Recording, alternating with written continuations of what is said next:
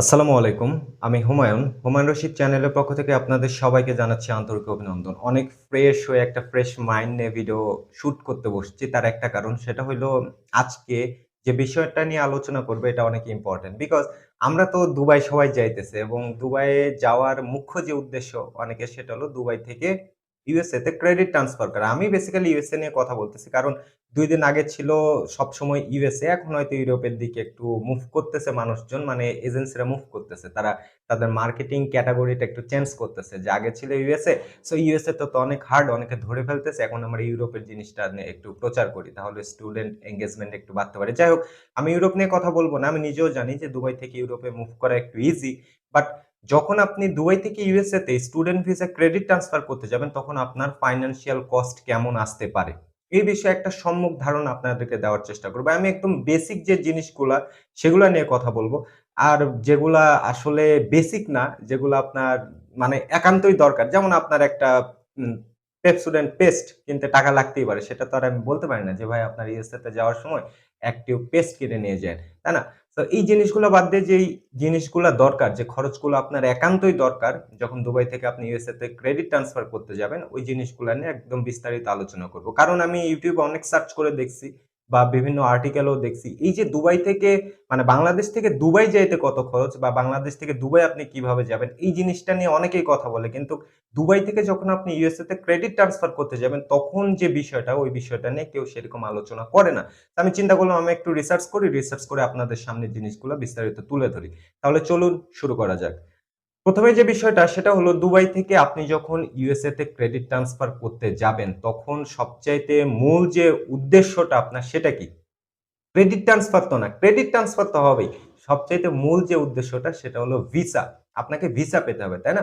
এজন্য আপনাকে এম্বাসিতে অ্যাপয়েন্টমেন্ট নিতে হবে, আপনার সেভিংস ফি দিতে হবে, আপনার সেমেস্টার ফি দিতে হবে, ইচ অ্যান্ড এভরিথিং এগুলো কিন্তু লক্কর-চক্কর ব্যাপার-স্যাপার আছে।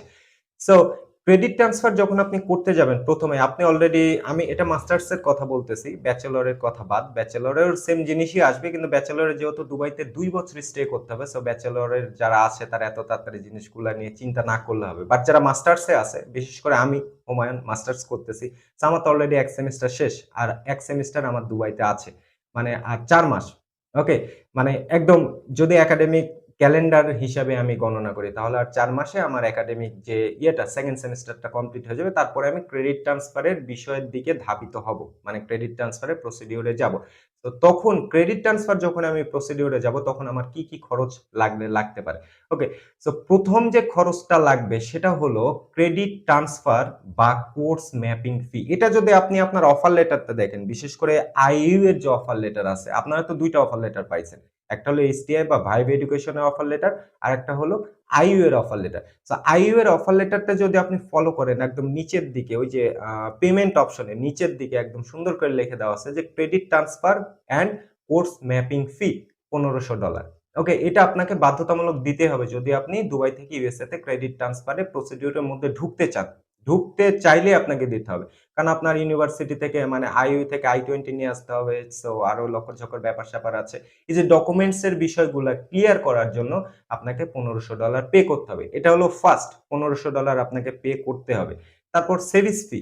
সেভিস ফি জানেন যে F1 বা F2 ক্যাটেগরির যে ইউএস এর ভিসাগুলো আছে, এই F1 ক্যাটেগরির ভিসাগুলাতে বা F ক্যাটেগরির ভিসাগুলাতে সেভিস ফি আপনার দিতে হয় $৩৫০। এটা যারা ইউএসএ তে যায় বা ইউএসএ বিষয় নিয়ে রিসার্চ করতেছে বা যে সকল এজেন্সি এই সকল কাজ করে তারা সবাই জানে বা আপনারাও জানেন, আমি যতটুকু বিশ্বাস করি যে সেভিস ফি দিতে হয় $৩৫০। এটা আপনাকে দিতে হবে, মাস্ট বি। তারপরের যে বিষয়টা সেটা হলো আপনার অ্যাপয়েন্টমেন্ট ফি। মানে আপনি যে এম্বাসিতে অ্যাপয়েন্টমেন্ট নিবেন, আপনি ওইখানে ইন্টারভিউ দিবেন। সো ওইটার জন্য আপনাকে ফি দিতে হবে $১৬০। ওকে? এটাও আপনারা সবাই জানেন যে সেভিস ফি এবং অ্যাপয়েন্টমেন্ট ফি এটা কিন্তু বাধ্যতামূলক। এটা আপনাকে দিতেই হবে। ওকে? তারপরের যে বিষয়টা সেটা হলো কোর্স ফি। আপনি তো দুবাইতে ১ বছর করতেছেন, তাই না? এমবিএ আপনার ২ বছরের, দুবাইতে আপনি ১ বছর করতেছেন। করার পর আপনি যখন পরের বছর দুবাই থেকে আপনি ইউএসএ তে যাবেন, তখন obviously আপনার কি করতে হবে? টিউশন ফিটা পে করতে হবে। সেটা ভিসার আগে হোক আর ভিসার পরে হোক। যদি আপনার ভিসা হয় তাহলে তো এরকম $৪,০০০-৫,০০০ দেওয়া কোনো ইস্যু না। কিন্তু যদি আপনার ভিসা না হয় সেক্ষেত্রে বিষয়টা অন্যদিকে যায়। ওটা পরবর্তীতে কথা বলতেছি। ওটা ভিসা না হইলে তো কথা বলার কোনো প্রশ্ন নাই। যাই হোক, আমি ধরে নিতেছি যে দুবাই যেহেতু সবাই যাইতেছে, 99% স্টুডেন্টের ভিসা হবে এবং সবাইকে এই যে টিউশন ফিটা এটা আপনার দিতে হবে। টিউশন ফি যেটা আপনি এমবিএ কোর্সের যে টিউশন ফি ওটা আপনাকে পে করতে হবে। তারপর আদার্স যদি আপনি ব্যাচেলরের হন, ব্যাচেলরের ওই টিউশন ফিটা পে করতে হবে। মানে এই জিনিসগুলো আপনাকে পে করতে হবে। তারপরে যে বিষয়টা সেটা হলো এটা না বললেই নয়। এটা আপনার লাগবে। আপনি তো আর জাহাজে চড়ে যাবেন না, তাই না? আপনি ফ্লাইটে যাবেন। সো আপনার ফ্লাইট ফেয়ারটা লাগবে। সো যেই জিনিসগুলা গণনা করা যাইতেছে, ওই জিনিসগুলো আমি আপনাদেরকে বললাম যে আপনার কোর্স ম্যাপিং ফিটা দিতে হবে, সেভিস ফি দিতে হবে, অ্যাপয়েন্টমেন্ট ফি দিতে হবে। অ্যান্ড আপনাকে যদি ভিসা হয়ে যায় সেক্ষেত্রে আপনার টিউশন ফি দিতে হবে। আর যদি আপনার ভিসা না হয় তাও আপনাকে টিউশন ফি দিতে হবে। কেন দিতে হবে? কারণ আপনি তো আর কোর্স ইনকমপ্লিটেড অবস্থায় থেকেই বাংলাদেশে চলে আসবেন না। আপনি অবশ্যই কোর্সটা কমপ্লিট করবেন। সো যখন আপনি কোর্সটা কমপ্লিট করবেন তখন আপনাকে সেকেন্ডারি টিউশন ফিটা দিতে হবে। মানে ওই যে $৪,০০০ টা আপনাকে পে করতে হবে। এখন এইখানে $৪,০০০ পে আপনাকে নাও করা লাগতে পারে, আপনাকে বেশি পে করা লাগতে পারে। তার কারণ হলো এই যে আপনি যখন যাইতেছেন, আপনারা সবাই জানেন যে আপনাদের টিউশন ফি হলো $৫,৫০০। ওকে? এখন এখানে একটা ট্রিকস আছে যে $৫,৫০০ এটা হলো টিউশন ফি। এখন ১ম বছরে আপনি যাইতেছেন তখন $১,০০০ আপনাকে স্কলারশিপ দিতেছে। ওকে? এখন পরের বছরও আপনাকে স্কলারশিপ দিবে কিনা এটা কিন্তু ভাবার বিষয়।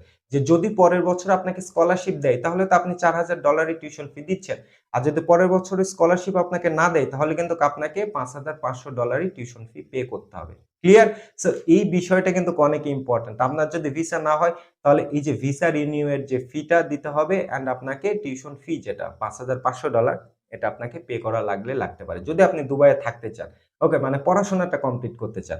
সো এই হলো ব্যাপার। খুব ছোট্ট একটা জিনিস আমি অনেক সুন্দর করে তুলে ধরার চেষ্টা করলাম।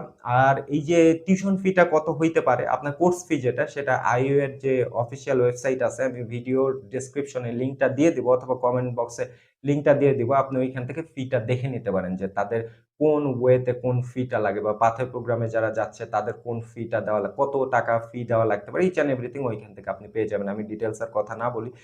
সো এই আরকি। আমি আশা করি যে যারা এই যে এই রিলেটেড জিনিসগুলা নিয়ে আসলে অনেকে কমেন্ট করে। সো এই বিষয়টা আশা করি ক্লিয়ার আজকে থেকে যে আপনার দুবাই থেকে ইউএসএ তে যখন আপনি মুভ করবেন তখন আপনার টিউশন ফি কত দেওয়া লাগতে পারে। আরেকটা বিষয় সেটা হইলো আমরা একটা জিনিস হিসাব মানে না থাক এটা হিসাব করা উচিত। এটা হিসাব করা উচিত। দেখেন আপনার তাহলে টোটাল ইউএস এর জন্য খরচ হচ্ছে কত? এটা একটু আপনারা হিসাব করবেন। মানে টোটাল যখন আপনি যাবেন, এই যে আপনাকে তো বলে দিলাম যে দুবাই থেকে ইউএসএ তে যাইতে আপনার এত টাকা খরচ হবে। সো আপনি যে দুবাই যাচ্ছেন, বাংলাদেশ থেকে দুবাই যাচ্ছেন, দুবাই থেকে ইউএসএ তে যাইতেছেন। আমি ধরলাম আপনার ভিসা 100% হয়ে যাইতেছে। তো আপনি বাংলাদেশ থেকে দুবাই যাচ্ছেন আপনার কত খরচ পড়তেছে? দুবাই আপনি ১ বছর স্টে করতেছেন কত খরচ পড়তেছে? এবং দুবাই থেকে যখন ইউএসএ তে ক্রেডিট ট্রান্সফার করবেন, আপনার ভিসা যখন হয়ে যাইতেছে তখন আপনার কত খরচ পড়তেছে? মানে টোটাল জিনিসটা এই যে ৩ টা জিনিসটা আপনি এক জায়গায় একত্রিত করবেন। একত্রিত করে হিসাব করবেন দেখবেন ২০ লক্ষ টাকার কমে আপনার কখনোই হবে না। মানে এই যে যারা বলতেছে যে কম খরচে আপনি বাংলাদেশ থেকে পাথওয়ে প্রোগ্রামের মাধ্যমে ইউএসএ তে যান, এটা কিন্তু আদৌ কম অ্যামাউন্ট না। আপনি হিসাব করে দেখবেন আপনার টোটাল ২০ লক্ষ টাকার মতো চোখ বন্ধ করে খরচ হয়ে যাইতেছে। এই পাথওয়ে প্রোগ্রামে গেলেও। সো এই হলো মেইন ফ্যাক্ট। আশা করি আপনারা আপনাদের উত্তর পাইছেন। যদি কোনো কোয়েশ্চেন থাকে এই রিলেটেড তাহলে অবশ্যই কমেন্ট করে জানাবেন। এছাড়া পাশাপাশি আমার humanrashid.com/blog এই ওয়েবসাইটটা ভিজিট করবেন। আর আমার চ্যানেলে কিন্তু আমি অনেক টিউটোরিয়াল ভিডিও দিতেছি। এই জিনিসগুলা দেখা উচিত আপনাদের। তাহলে আর দুবাই গিয়ে আপনাদের চাকরি খুঁজতে হবে না বেশি। বিকজ ডিজিটাল প্ল্যাটফর্মে খুব মানে জবের ভ্যাকেন্সি অনেক থাকে। তো আজকের ভিডিও এ পর্যন্ত। আশা করি আপনাদের কাজে লাগছে। নেক্সট ভিডিও দেখার আমন্ত্রণ জানাচ্ছি সবাইকে। Till now tata.